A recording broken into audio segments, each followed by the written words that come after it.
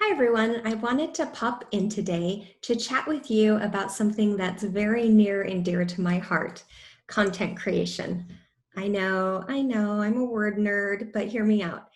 You're going to love the tips I'm sharing today. I'm going to help you create a 3-month content calendar in an hour. So, want to know an online business secret? Content equals growth. It's true. Content creation has been at the core of everything that I've done in my business for the past 20 years. However, when I took my content creation to that next level, that's when my business really took off. So, take for example, I write a green lifestyle blog called Sweet Greens. I know you're thinking, what? She has a green lifestyle blog too? Yeah, I do. Sweet Greens was born from my passion for environmental causes and green products, and it started as a really simple project. I thought it would be a fun way to document the fun, eco-friendly projects that I was doing with Eben, my son, when he was little. He's 19 now. But it really became something much more than that. So the content that I had been creating attracted sponsors and really some big companies that were interested in partnering with me on their green initiatives. And it led to rapid growth for Sweet Greens. You know, I was writing for names like Target, Cascadian Farms, Applegate Farms, Stonyfield Farms. And after writing copy for these brands for a few years, I really knew that content creation would be at the very heart of the digital marketing business that I was also building. But I didn't have any idea how true that would be. You know, I've been releasing content every week in my business in Jenny Lyon Digital Marketing and Virtual Assistant Services for, oh my gosh, I don't know, a decade? I truly believe that consistently providing valuable free content is one of the reasons why my business is at the level it is today. So let me put it another way. When it comes to growing a business, consistency is key. And the same is true when it comes to your content creation. So to see how consistent content creation can genuinely make a difference in your business, let's take a deeper look into my digital marketing agency. So in terms of weekly content creation, so I do a lot. I create a weekly blog, a weekly video that you're watching, a weekly podcast and newsletter, and I put out social media content on a daily basis. And my blog, video, podcast, and newsletter all come out on Tuesday mornings. And I know it sounds like a lot, and you don't have to do it all. In fact, I don't recommend you do it all. You know, I've been doing this for so long that, you know, for me, fine, but don't try to do it unless you really want to be busy. But you can choose one type of content to put out each week. So if you're really great at writing and you love it, then write a weekly blog.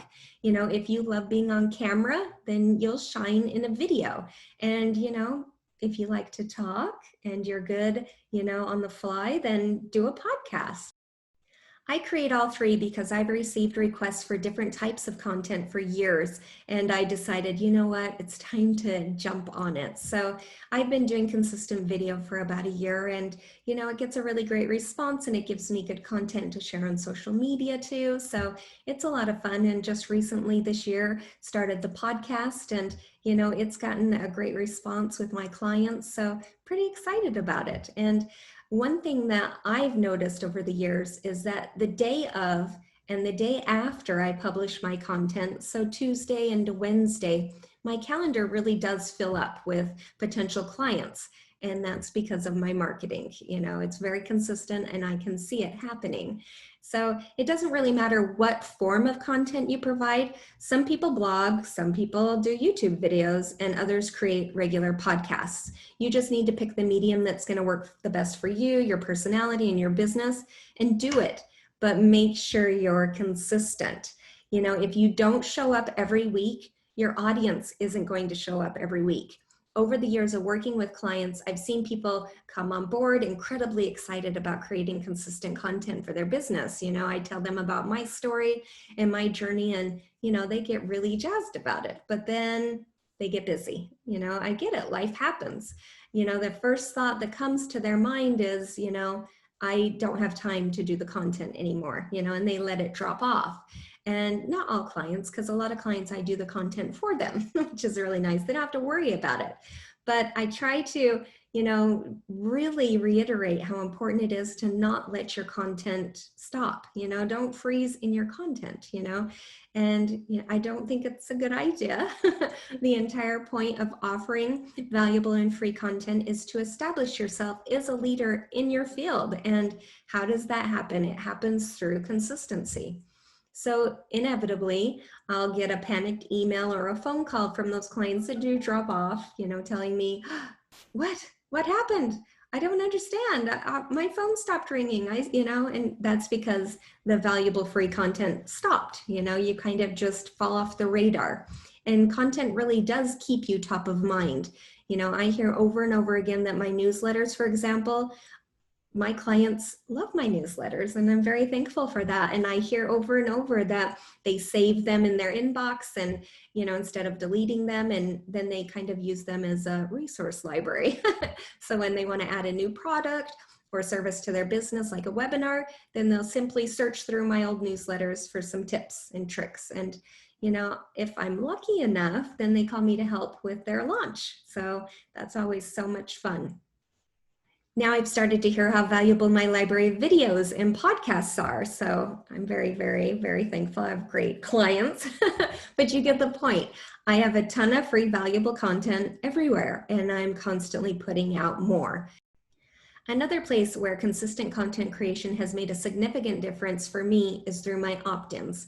I did a big push a couple of years ago where I created a bunch of new opt-ins based on what I knew my audience was looking for, as well as revamping a lot of the older ones.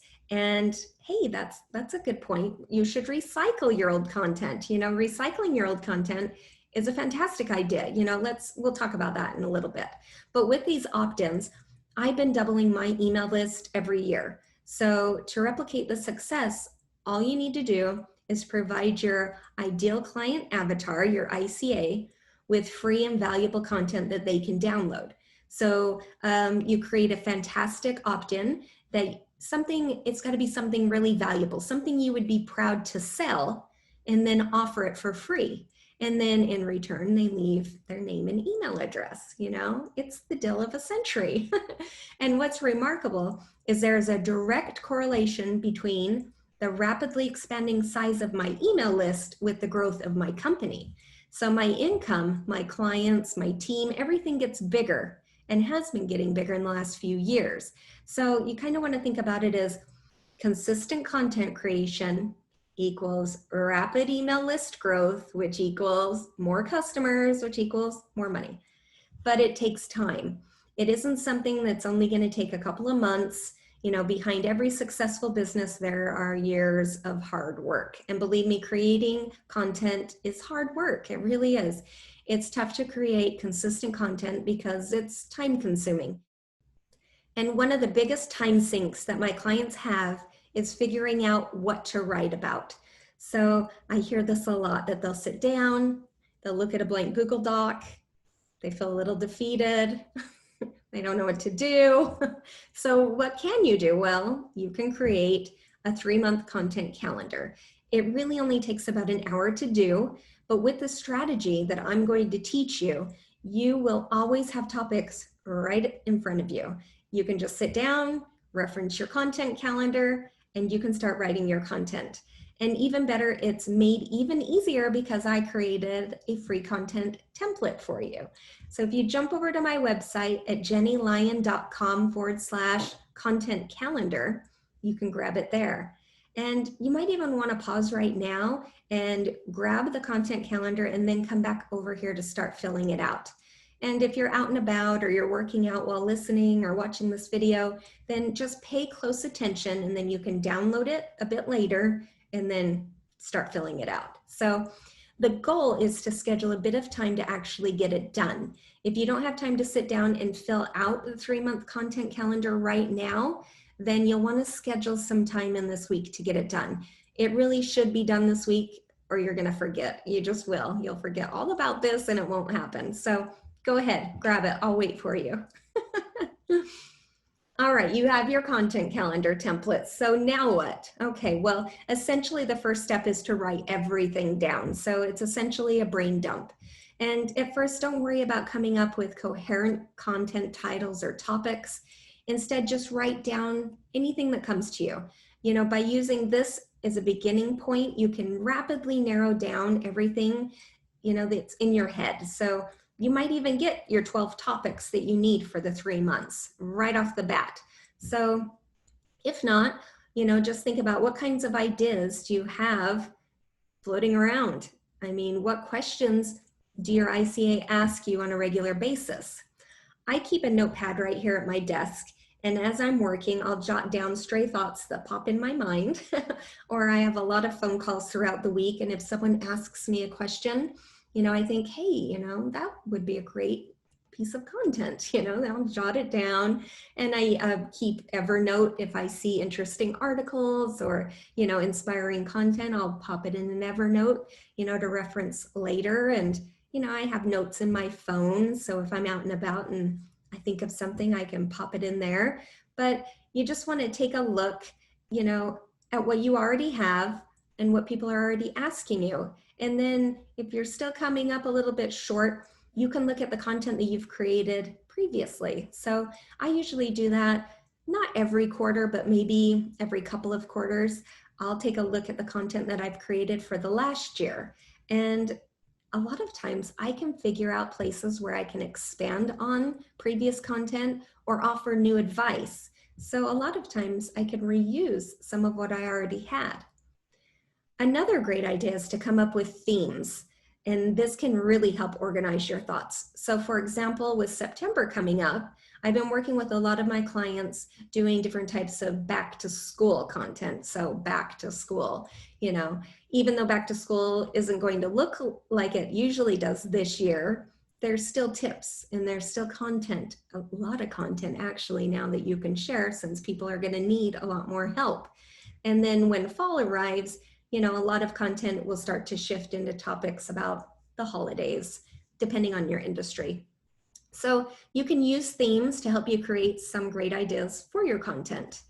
And then another great place to grab ideas for your content is your social media. So if you jump over to your favorite channel and pour through some of the last posts, maybe for the last month or two, and take a look and see which ones are the most popular.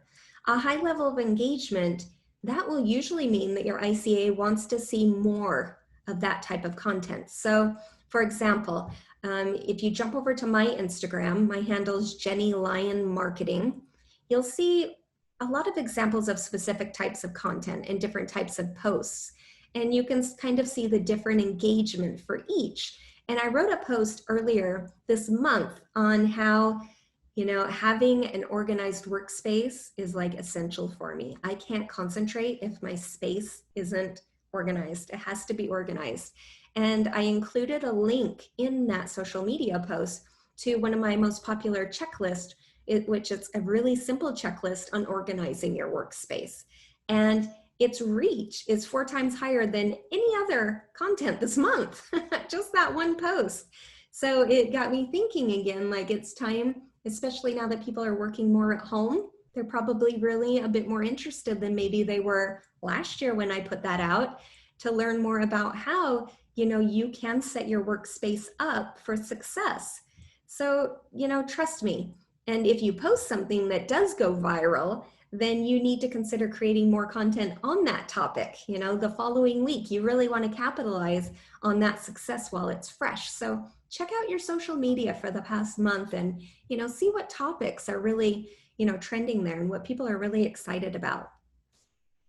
So the next step is to really identify who your ideal customer avatar is, your ICA. So who is this person? One thing that most people don't do when they're thinking about topics is they don't think about their ICA. This avatar, it's your ideal customer. And you really need to have that almost physically, something you can look at sometimes. I've done that with clients before where we'll actually create one, and find a picture online and print it out, like this is Angela. She is our ICA. And it helps to remind you as you're writing that you're writing, for this particular person. And by doing this, you can really narrow down who you're talking to in your content, and figuring out who your customer avatar is really is 100% necessary to figure out the tone of your writing. You know, for example, if you're writing for a law firm, then you might want a more formal tone to connect with your clients. And if you have, say, a green lifestyle blog like Sweet Greens, then you might want something that's a lot more fun and educational in tone. So you just need a little bit of help finding your ICA, you know, if you haven't figured that out already. I do have a free template that you can grab that will help you really identify your ICA, and you can grab it over on my website at jennylyon.com/ICA. All right, so now let's get to the good stuff. Using the 3-month content calendar template. Now that you have all of your rough ideas down on paper, it's time to put them into a useful form. I highly recommend that you download the free content calendar template that I have over at my website. I'll link to it below. As you can see, the template lays out everything that you need to know to write fantastic weekly content. There are 4 tabs on the content calendar, one for each quarter. Just make sure you're on the right one before you start. So the first column is the published date. You can see that all the months are color-coded, so you can quickly reference where you are in the year. And since the template is editable, you can add or subtract week 5 from the months, because they definitely will vary year to year. Okay, the author column. This column is really to keep track of who's creating your content. So if you're the sole writer, then just jot down your name. If you have a guest host or you're using a copywriter like me, then put their name down. This strategy will help keep all of your content creation workload straight. In the topic title column, it's pretty obvious what goes here. When you're first filling out the template, it might be useful to put some general topics in this section just to give your template some structure, and then afterwards you can refine those topics into attention-grabbing titles, of course. And then it goes into your content and description, where you'll put, you know, 1 or 2 sentence description for each piece of content. This will really remind you of what you want to talk about when you eventually sit down to create that content. And it's also helpful if you're creating any meta descriptions. Keywords. If you want to maximize the number of people who consume your content, then you'll want to follow the best SEO practices. So this includes using specific keywords throughout your content, but FYI, you don't want to spam. Don't add your keywords in 1,000 times and pack them into every sentence. You know, you want them to be very natural. So just add them in where they naturally make sense. And your free offer, your call to action, you know, every piece of content that you put out should include a free offer, some sort of free download, or at the very, very least, a call to action. So let me say that again. Every piece of content should include a free download. Think about this as the reason why you're creating the content in the first place. And most of the time, it's to grow your email list.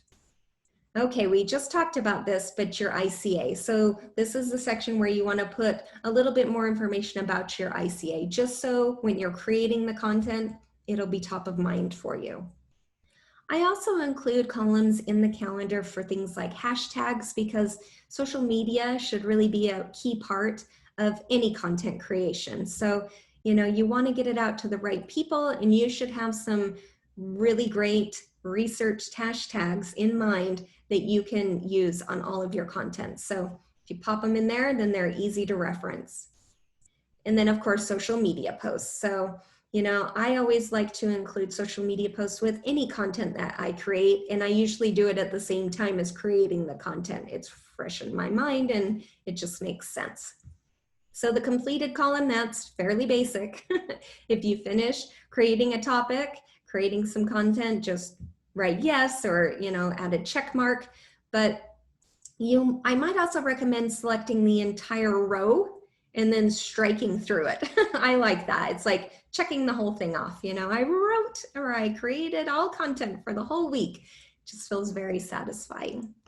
And then there's an approved column, which I usually use if someone else needs to give approval. So I write tons of content for clients. So a lot of times in the content calendar, we have an approval column so that when the client looks at it and says, yeah, this is great, they can just check it off, and then we know it's time to get it out there. So if you're new to the podcast, then you might not know this about me, but I'm a big believer in recycling.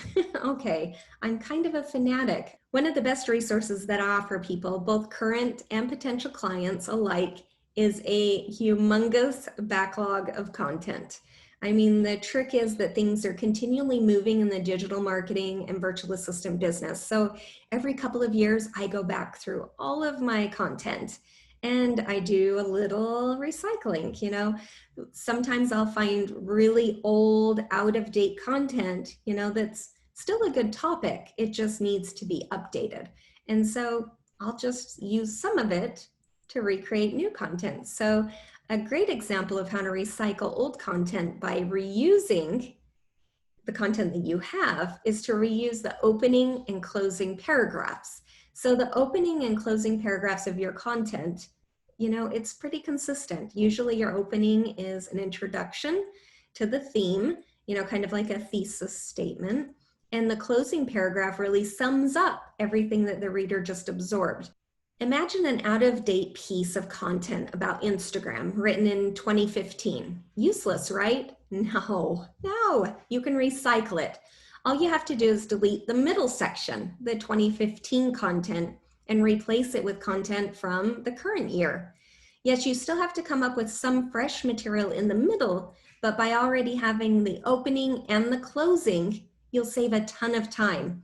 Let's say that you've written a blog a month. Every month for the past 6 years. That's 72 blogs. Not a bad amount of content. And imagine the time you could save writing new content if you were to recycle some of that older content into brand new pieces. So it's just an idea. You don't want to do it for all of your content, but I bet you have a lot of really great content that just needs a little refresh. All right, so here's my next question. If bingeable content works so well for Netflix, why aren't you doing the same thing with your business content? It's not only about choosing good topics, but picking topics that people really want to consume. So how do you draw them in?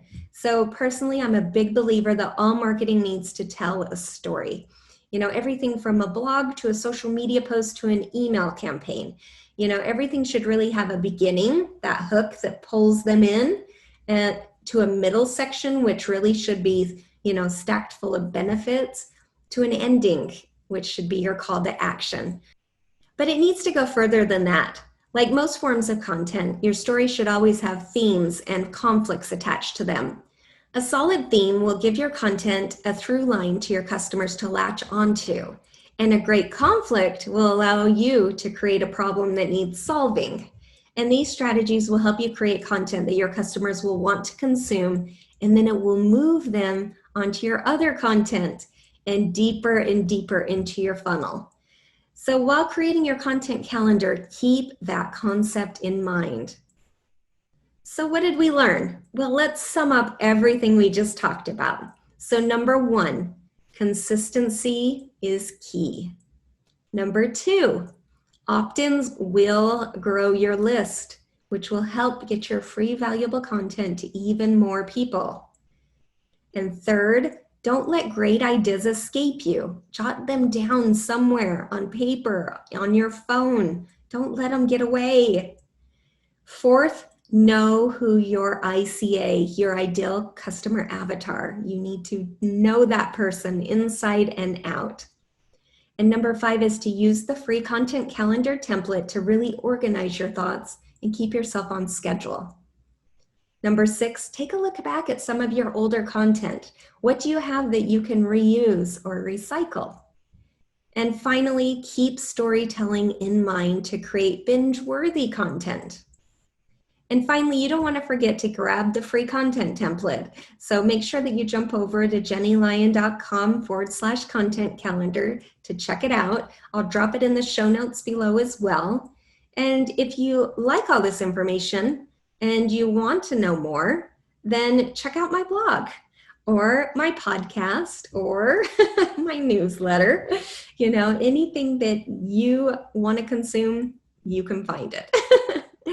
And if there's anything in this video that really stimulated some ideas for you, I'm sure that my audience would love to hear about them. I would, so jump over to our Facebook group, our Digital Marketing Made Simple podcast community, and, tell us what you're working on. We'd love to hear about it. I hope you're having a great week, and I'll see you next time.